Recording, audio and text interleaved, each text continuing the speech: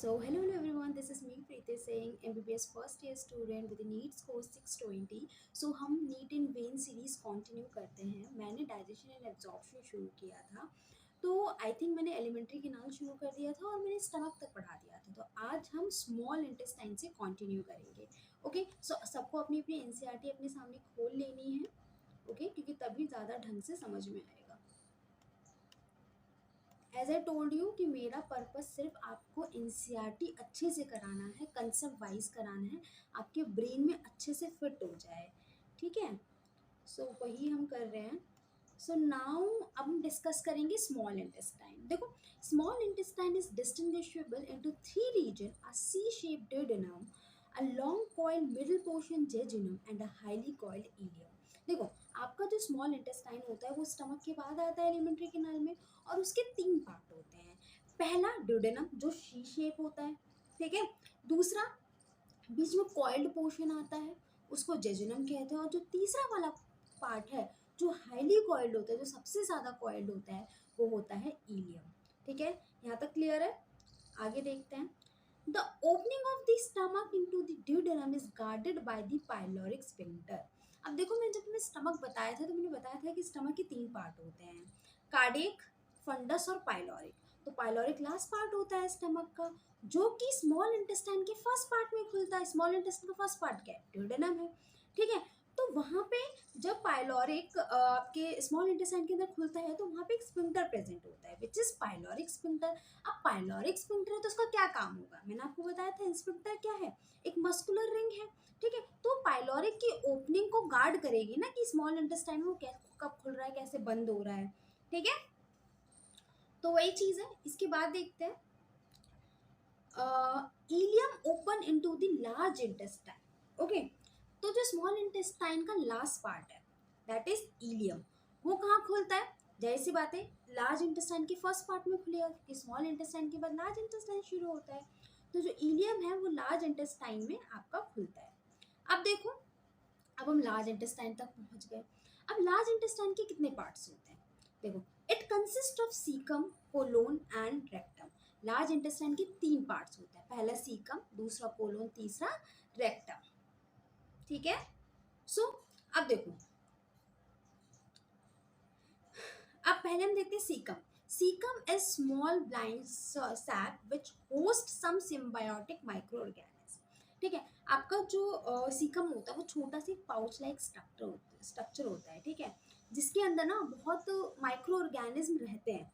ठीक है, symbiotic micro organism रहता है। सिम्बायोटिक माइक्रो ऑर्गेनिज्म का क्या मतलब है कि उन माइक्रो ऑर्गेनिज्म से हमें कुछ मिलता है। ठीक है, विटामिन B12 के एब्जॉर्प्शन में हेल्प करता है, वो तो अलग चीज़ है, लेकिन वो ऑर्गेनिज्म हमको हेल्प करते हैं और हमारी बॉडी को उन्हें कुछ देती है।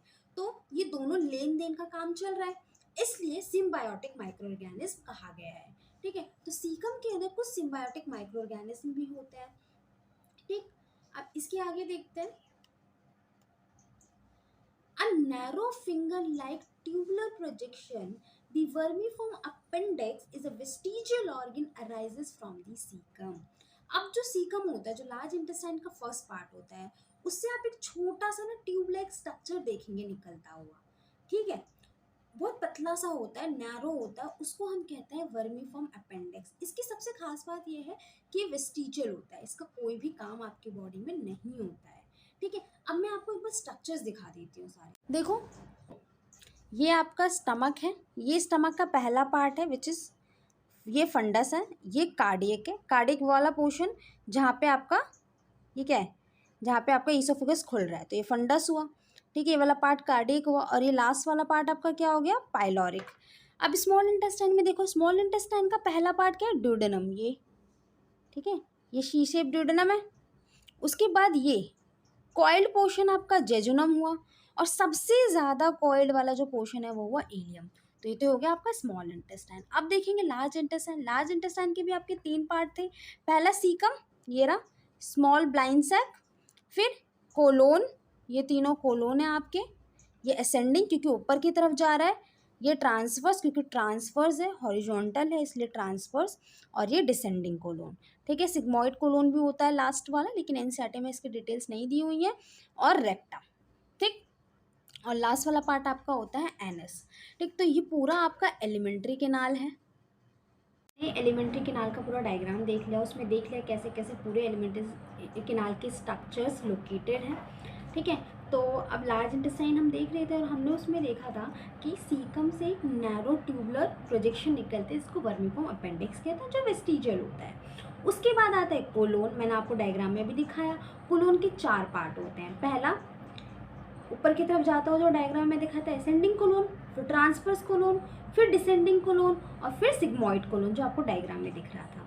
ठीक है, the descending part open into the rectum.